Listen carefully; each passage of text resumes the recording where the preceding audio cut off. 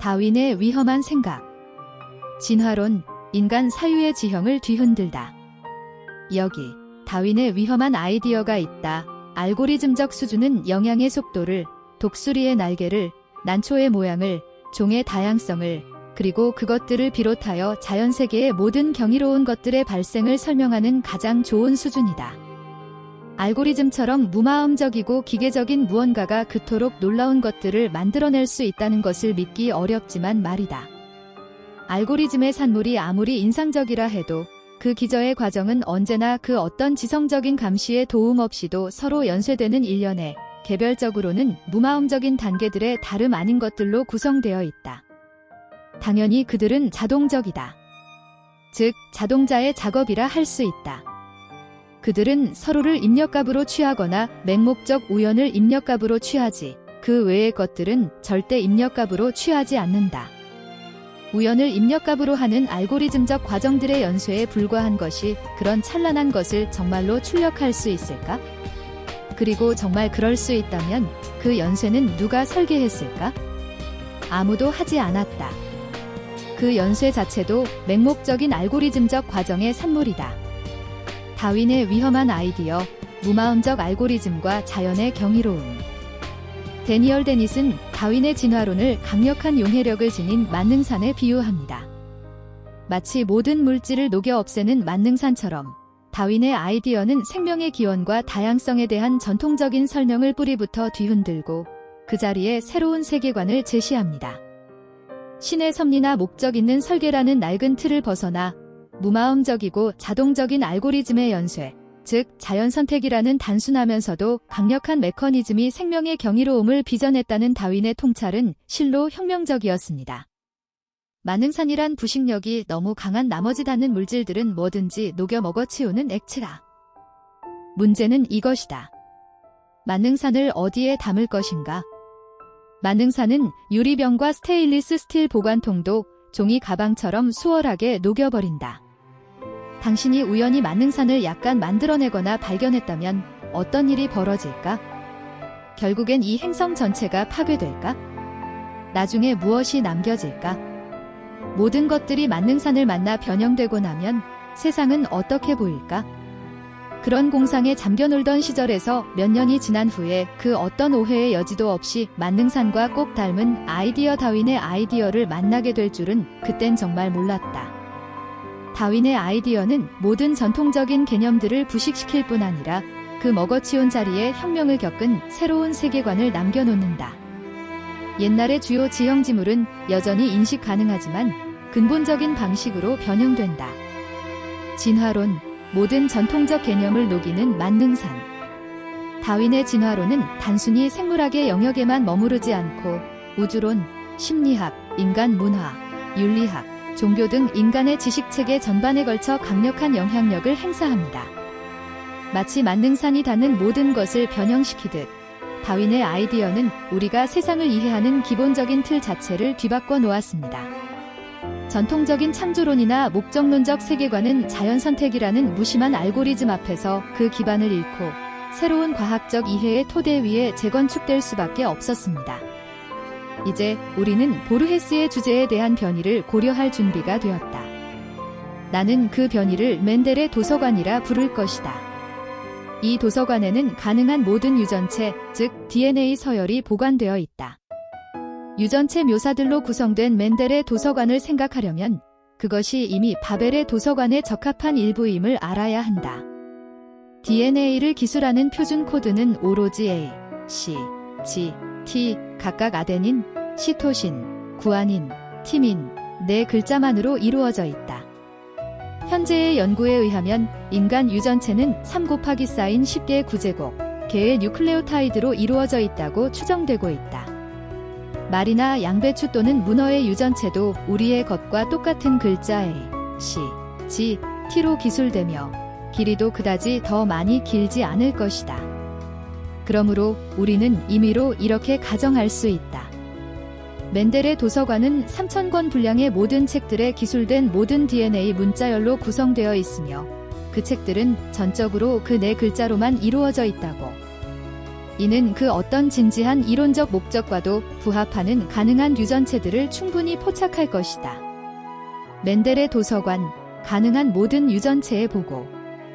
데닛은 다윈의 진화론을 이해하는 데 중요한 개념으로 멘델의 도서관이라는 흥미로운 비유를 제시합니다. 이는 가능한 모든 유전체, 즉 DNA 서열의 집합을 의미합니다. 생명의 다양성은 이 거대한 도서관 안에서 무작위적인 변이와 자연선택이라는 알고리즘을 통해 현실화된 특정한 책들의 결과입니다.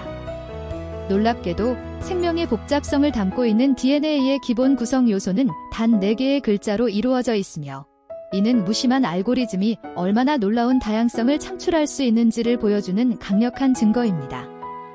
다윈의 위대한 통찰은 생물권의 모든 설계들이 끈질기고도 무마음적인, 그리고 자동적이고 점진적인 설계 공간 내의 들어올림 장치의 산물일 수 있다는 생각이었다. 돌이켜보면 다윈도 본인의 가설이 증거에 의해 지지받는 것은 고사하고, 본인의 생각이 정교화되고 확장될 경우 후배 다윈주의자들이 생명의 기원 자체에 대한 다윈의 조심스러운 불가지론을 넘어서고 다윈의 아이디어가 전제했던 물리적 질서, 설계까지도 넘어설 수 있게 되리라는 것을 상상하기는 어려웠음을 알 수 있다. 다윈에게는 질서를 특징 짓는 데 있어 유전되는 메커니즘의 위력과 제약 조건들을 기술하는 것보다 더 좋은 방법이 없었다. 그는 단지 그런 메커니즘이 있어야만 한다는 것을 알았을 뿐이고, 그런 메커니즘이 질서를, 그것이 존재할 때마다 착취하여 변화를 동반한 계승을 만들어야 한다는 것을 알았을 뿐이다. 그리고 그때 변화를 동반한 계승은 가능한 것이어야 할 뿐만 아니라 생산적이기도 해야 했다. 자연선택, 무마음적인 들어올림 장치. 다윈의 핵심 통찰은 생명체의 복잡하고 정교한 설계가 지적인 설계자의 의도적인 창조가 아니라 끈질기고 무마음적인 자연선택이라는 들어올림 장치의 점진적인 작용의 결과일 수 있다는 점입니다. 유전이라는 메커니즘을 통해 다음 세대로 전달되는 변이들이 환경에 더 잘 적응한 개체의 생존과 번식을 통해 선택되고 축적되는 과정. 이것이 바로 다윈이 제시한 이 변화를 동반한 계승의 핵심입니다. 다윈 자신조차 그의 아이디어가 생명의 기원뿐만 아니라 물리적 세계의 질서에 대한 우리의 이해까지 확장시킬 수 있을 것이라고는 상상하기 어려웠을 것입니다. 굴드가 지금 제안하는 유형의 종선택의 상대적 중요성은 아직 밝혀지지 않았다. 그리고 신다윈주의의 최신 버전에서 종선택이 아무리 큰 역할을 맡는다 해도 그것이 스카이후크가 아님은 분명하다. 결국 새로운 혈통들이 종선택의 후보로서 무대에 등장하는 것은 표준적인 점진적 미세돌연 변이에 의한 방식으로 이루어진다. 굴드가 희망적 괴물들을 끌어안고 싶어 하지 않는다면 말이다. 그러므로 그것 이전에는 인식되지 못했거나 인정받지 못했을 표준적이고 정통적인 메커니즘으로부터 구축된 설계 혁신 메커니즘이 무엇인지가 드러난다면 새로운 크레인의 발견에 굴드가 도움을 주었을 수도 있다. 그렇지만 나는 그가 줄곧 크레인이 아닌 스카이후크를 소망하고 있다고 진단하기 때문에 그가 계속 스카이후크 탐색을 진행하리라고 예측해야만 한다.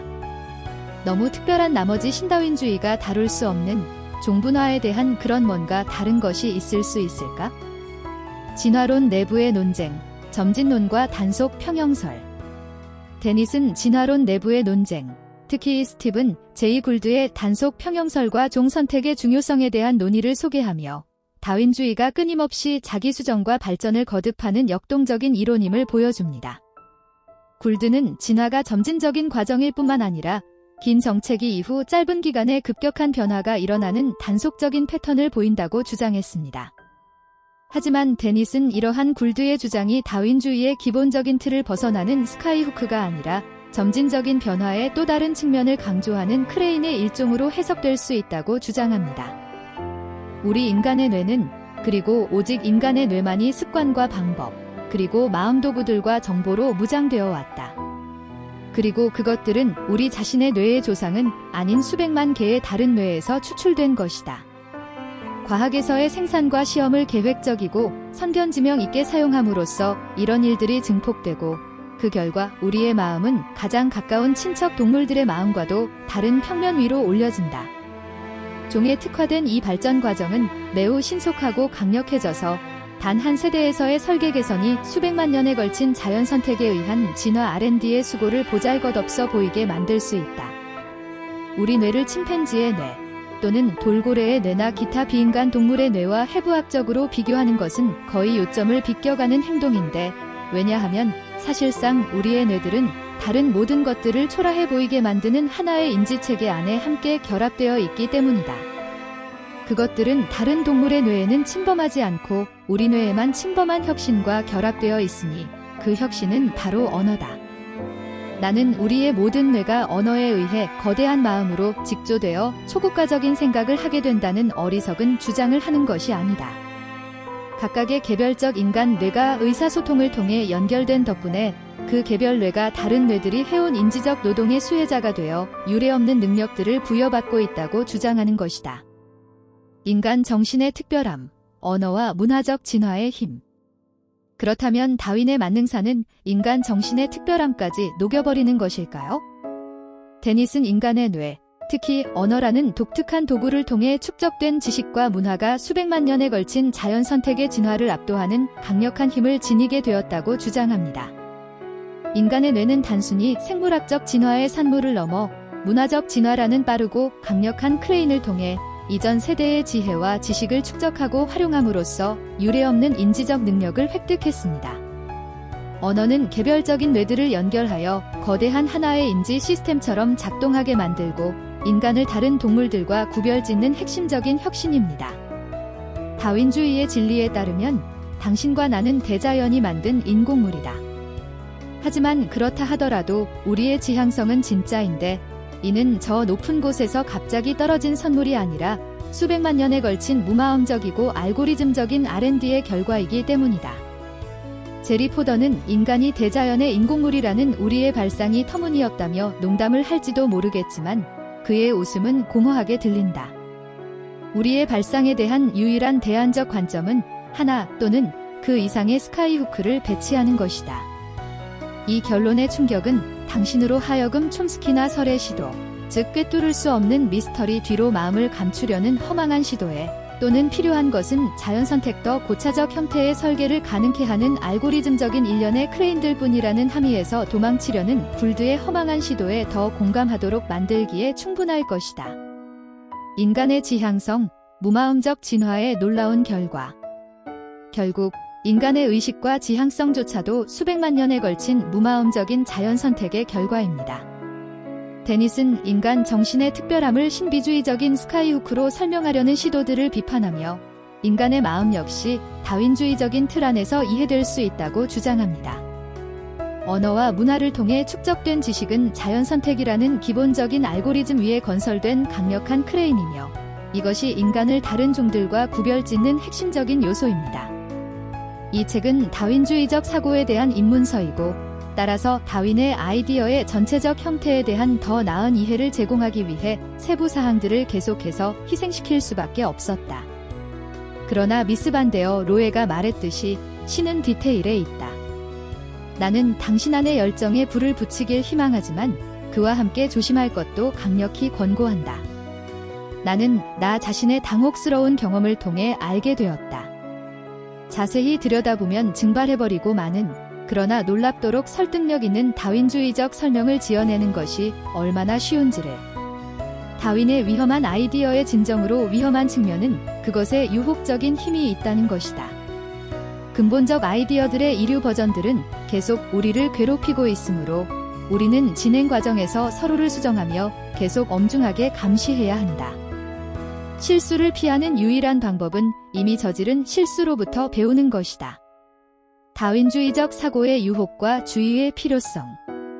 데니슨 자신의 책이 다윈주의적 사고에 대한 입문서임을 강조하며, 때로는 세부적인 내용을 생략하면서도 핵심 아이디어를 명확하게 전달하고자 노력했음을 밝힙니다. 그는 다윈의 진화론이 세상을 이해하는 강력한 틀을 제공하지만, 때로는 피상적이고 오해를 불러일으키는 설명으로 이어질 수 있는 위험성 또한 경고합니다. 따라서 다윈주의적 사고를 적용할 때에는 세심한 주의와 비판적인 검토가 필수적이며, 끊임없는 자기 수정과 오류로부터 배우려는 노력이 필요하다고 강조합니다. 다윈의 만능사는 우리의 세계관을 근본적으로 변화시킨 강력한 아이디어입니다. 무마음적인 자연선택이라는 알고리즘을 통해 생명의 경이로움이 탄생했으며 인간 정신의 특별함조차도 이 틀 안에서 이해될 수 있습니다. 하지만 동시에 다윈주의적 사고의 적용에는 신중함과 비판적인 시각이 요구됩니다. 이 책은 다윈의 위험하지만 강력한 아이디어를 통해 우리가 세상을 바라보는 방식을 새롭게 성찰하도록 이끄는 지적 여정으로 우리를 초대합니다. 핵심 메시지. 다윈의 진화론은 단순한 생물학 이론을 넘어 인간의 세계관과 사유체계 전반에 혁명적인 변화를 가져온 만능산과 같은 존재이다. 진화는 목적이나 의도 없이 작동하는 알고리즘적 과정이며 우연과 필연의 상호작용을 통해 복잡하고 정교한 생명 현상을 창조해낸다. 인간의 언어, 의식, 문화 역시 진화의 산물이며 인간은 특별한 창조의 결과가 아닌 자연의 일부로서 이해되어야 한다. 추천 글. 이 책은 다윈의 진화론을 통해 인간의 존재와 의미, 문화와 도덕의 기원을 탐구하는 철학적 사유의 핵심을 제시한다. 저자는 다윈의 아이디어가 인간 사유의 지형을 어떻게 변화시켰는지 심층적으로 탐구하며 독자들에게 새로운 시각과 통찰을 제공한다. 진화론적 사고가 인간의 지식과 문화를 발전시키는 데 중요한 역할을 할 것임을 전망하며 비판적이고 성찰적인 태도를 견지해야 함을 강조한다.